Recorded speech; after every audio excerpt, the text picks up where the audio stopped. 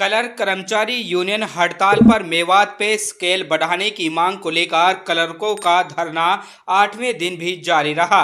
बरसात के बावजूद भी धरने पर टिके हुए हैं क्लर्कों की हड़ताल से जिले के सभी कार्यालय प्रभावित।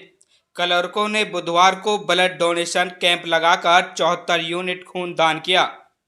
आपको बता दें कि पे स्केल बढ़ाने की मांग को लेकर जिले के बोर्डों निगमों सहित अन्य संस्थानों के लिपिकीय वर्ग के कर्मचारियों का अनिश्चितकालीन धरना रविवार को भी जारी रहा।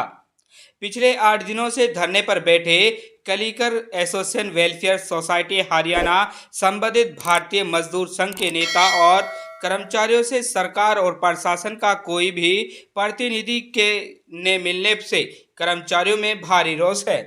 वहीं महिला कर्मचारियों का कहना है कि इस महंगाई के समय में वेतन कम होने से उसका गुजारा भी सही तरीके से नहीं हो रहा है। बच्चों की शादी, पढ़ाई और घरेलू जरूरतों के लिए लोन में ही सारे पैसे काट लिए जाते हैं। Clerk association welfare society Haryana संबंधित भारतीय मजदूर संघ जिला प्रधान बलजीत सहित अन्य कर्मचारियों ने बताया कि एसोसिएशन की सिर्फ एक ही मांग लिपिकों के कार्य व योग्यता के आधार पर न्यूनतम वेतन 19,900 से बढ़कर 35,400 रुपये किए जाएं। उन्होंने कहा, एसोसिएशन का पिछले 3 वर्ष से संघ व प्रदर्शन चलने के बावजूद सरकार उनकी जायज मांगों को नजरअंदाज कर रही है। एसोसिएशन द्वारा प्रदेश के सभी सांसदों, विधायक, पूर्व विधायक, जिला उपायुक्त व अन्य सरकारी प्रतिनिधियों को ज्ञापन देने के बाद सरकार उनकी मांगों को लेकर बातचीत नहीं कर रही है। प्रदेश भर के सभी लिपिक वर्ग के कर्मचारियों द्वारा 18 जून 2023 को मुख्यमंत्री आवास का घेराव किया था। तब सरकार द्वारा लिखित में आश्वासन दिया था कि 4 जुलाई 2023 तक मुख्यमंत्री एसोसिएशन प्रतिनिधियों से चंडीगढ़ में बातचीत करेंगे, लेकिन 4 जुलाई तक भी मुख्यमंत्री से चंडीगढ़ में मिलने तक का समय नहीं दिया गया।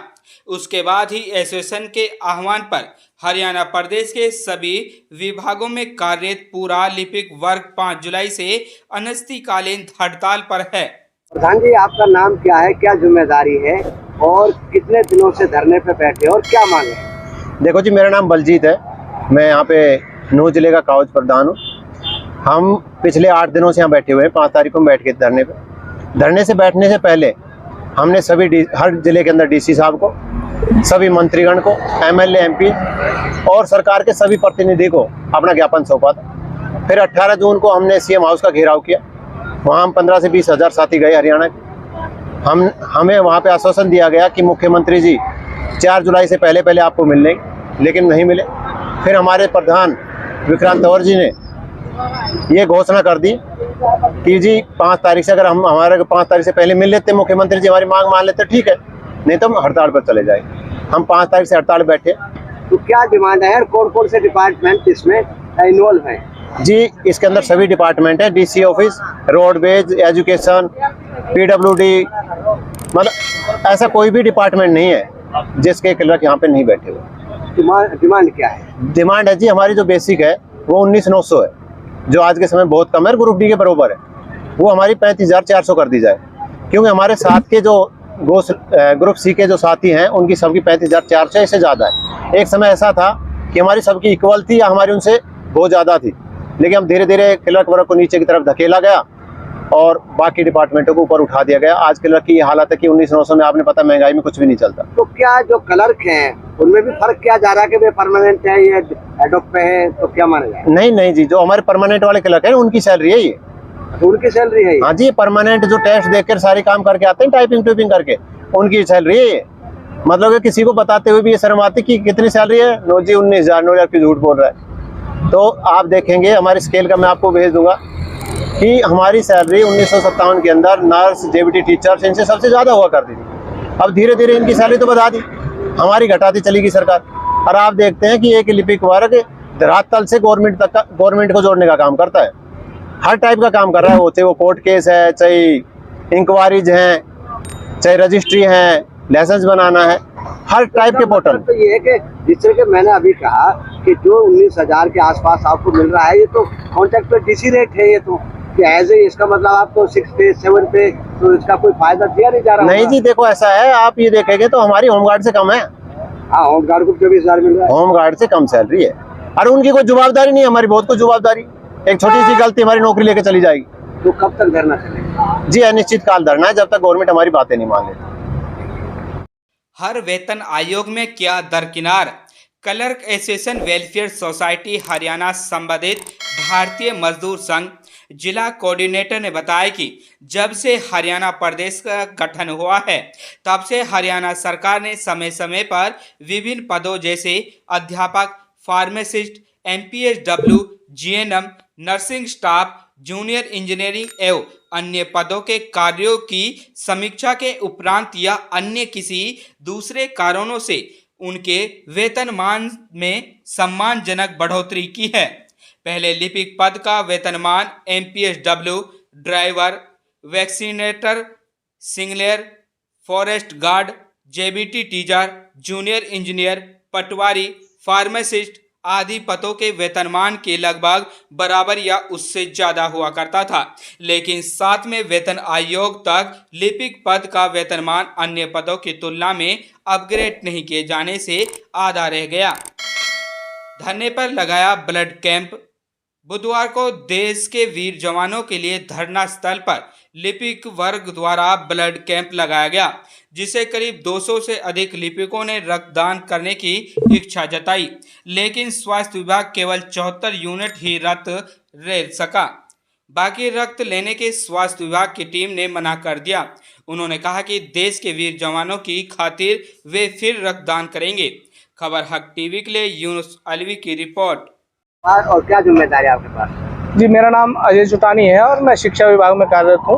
अजय साहब, ये बताओ कि जिस तरीके से सैलरी 19,000 रुपये मिल रहे हैं, आदमी काफ़ी दूर से आता है, कमरा किराए पे भी रहता है, खाना पे हर चीज़ का, फिर तो मेरे ख्याल से कि पूर्ता भी नहीं पड़ती होगी, जिससे महंगाई का हमारे क्या कहेंगे इस बारे में? जी, ये सैलरी हमारे लिए बहुत ही कम है और इसी डिमांड को हम पूरी करवाने के लिए यहाँ अनिश्चितकालीन धरने पर बैठे हुए हैं। हमारे साथी बहुत टाइम से इसके लिए संघर्ष कर रहे थे, लेकिन सरकार ने हमारी, चाहे इससे पहले कांग्रेस सरकार थी, 10 साल कांग्रेस सरकार ने 25 अगस्त 2014 को नोटिफिकेशन किया था कि जो है कर्मचारियों की वाजिब मांग है और हम इसको नवंबर 2014 से लागू कर देंगे।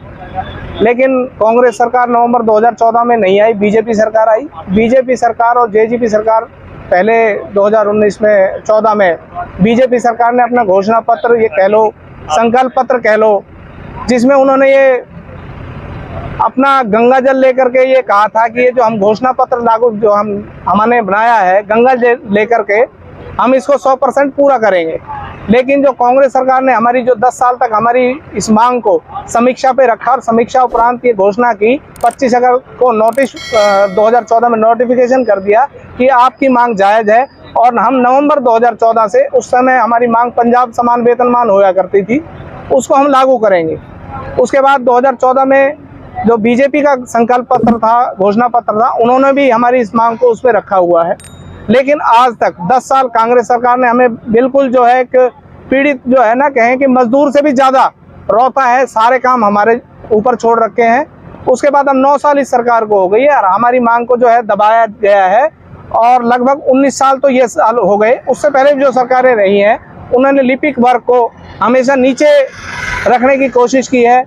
तो हम सरकार से यही मांग करते हैं कि कम से कम हमें 35,400 जो हमारा सम्मानजनक जो हम काम करते हैं, सभी तरह के सरकार के पोर्टल को चढ़ाते हैं, सभी तरह के जो जनता और सरकार के बीच में कड़ी का काम करता है, लिपिक वर्ग करता है, वो हमारी मांग है कि हमारे जो है साथी जो है सभी विभागों के, केवल नूह जिले में नहीं 22 जिलों में और जो राज्य सरकार की जो हेडक्वार्टर हैं जितने भी पंचकुला में, सभी साथी हमारी इस मांग में शामिल हैं और एक ही मांग करते हैं कि हमें सम्मानजनक वेतन, जो हमारा काम, जो हमारी काम के जो हम काम कर रहे हैं उसके हमें 35,400 हमारा वेतन जो है रिवाइज किया जाए।